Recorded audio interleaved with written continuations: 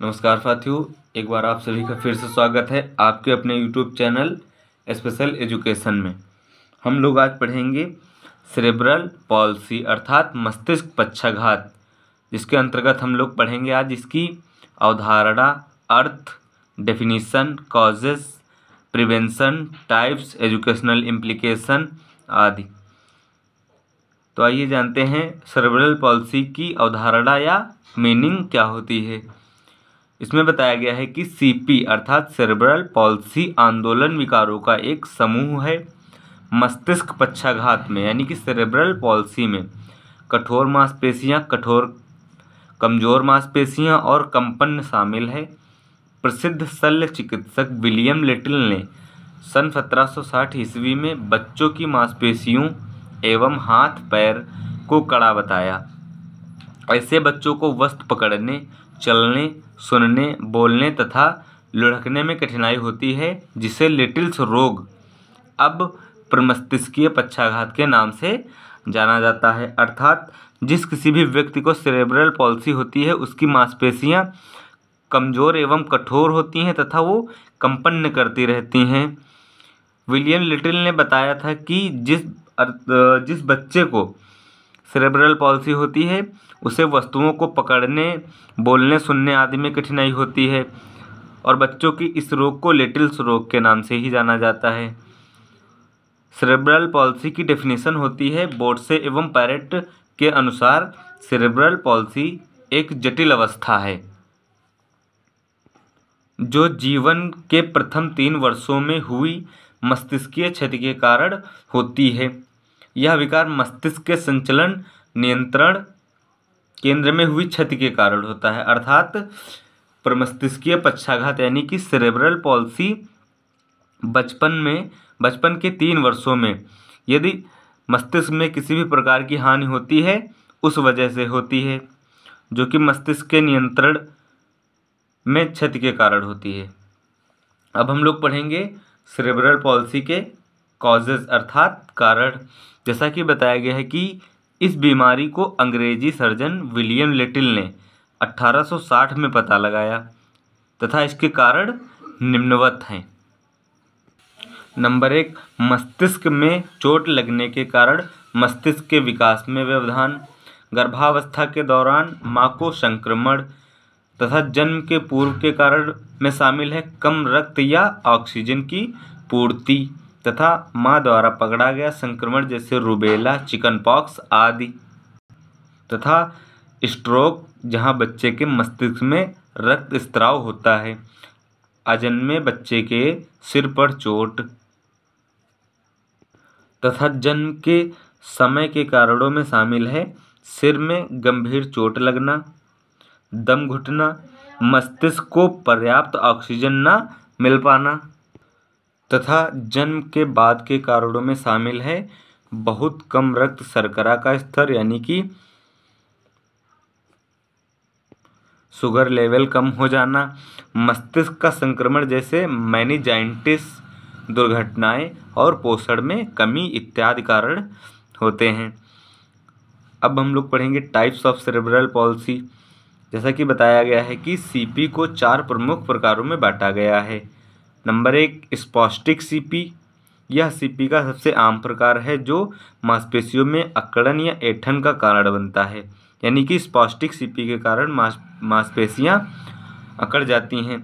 स्पॉस्टिक CP को 3 समूहों में बांटा गया है। नंबर 1, स्पॉस्टिक डिप्लेजिया यानी कि पैरों की मांसपेशियों में अकड़न।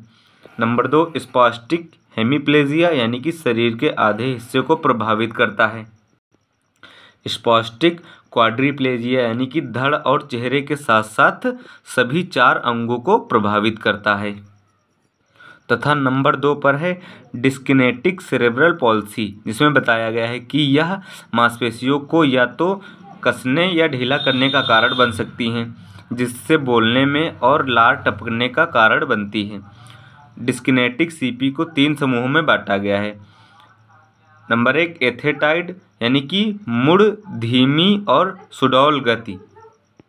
नंबर 2, कोरियोएथेटाइट जिसमें लक्ष्यहीन और अनियंत्रित गति शामिल होती है। नंबर 3 डायस्टोनिक जिसमें कि मांसपेशियों की टोन सामान्य नहीं रहती है। नंबर 3 एटॉक्सिक सेरेब्रल पॉल्सी, यह एक असामान्य प्रकार का सेरेब्रल पॉल्सी है जो समन्वय और संतुलन को प्रभावित करता है, जिससे शरीर में अकड़न हो सकती है। मिश्रित सेरेब्रल पॉल्सी, यह तब होता है जब एक से अधिक प्रकार के लक्षण मौजूद हों, जैसा कि नाम से ही पता चलता है कि एक से अधिक सेरेब्रल पॉल्सी होती हैं। अधिकतर मिश्रित सीपी स्पॉस्टिक और डिस्किनेटिक प्रकार का संयोजन है। हम लोग अब पढ़ेंगे educational implication of cerebral palsy अर्थात सीपी का शैक्षिक निहितार्थ, यानी कि किसी भी सीपी से ग्रसित बच्चे का शिक्षण यानी कि शिक्षण में समायोजन किस प्रकार किया जा सकता है। जैसा कि बताया गया है, छात्र की समस्याओं के निवारण एवं मानव जीवन की उत्कृष्टता को स्थापित करने तथा सीपी से ग्रसित बच्चों को शिक्षा में निहितार्थ करने के लिए शिक्षण सामग्री की एक अलग प्रस्तुति की आवश्यकता होती है।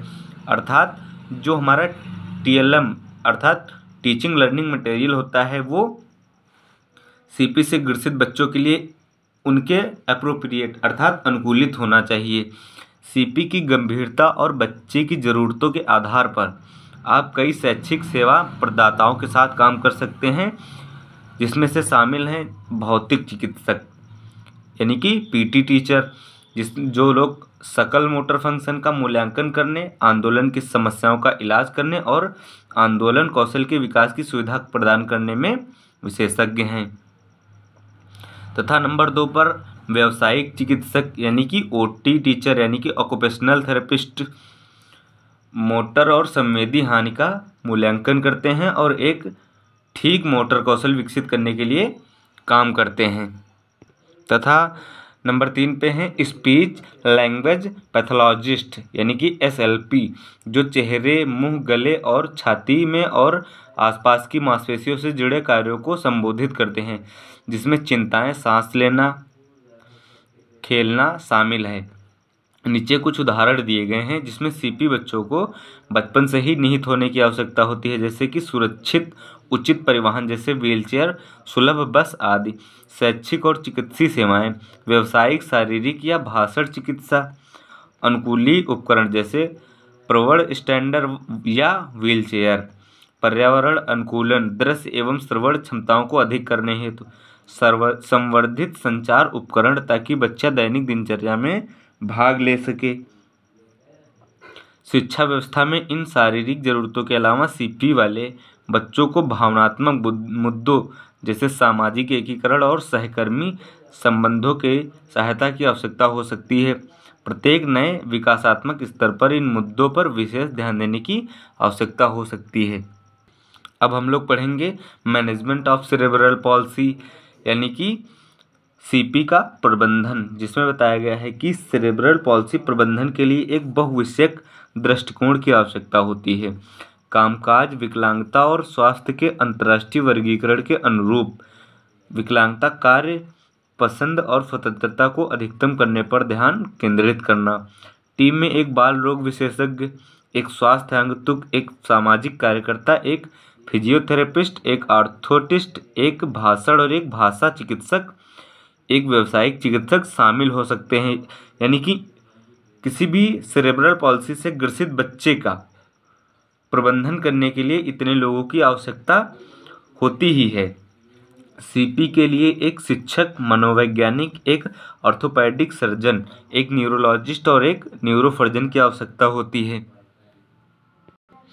तथा दर्द कम करने एवं मांसपेशियों की ऐंठन को कम करने के लिए दवाओं की आवश्यकता होती है। असमानताओं को ठीक तथा तंग मांसपेशियों को मुक्त करने के लिए कभी कभी सीपी से ग्रसित पेशेंट की सर्जरी भी करनी होती है।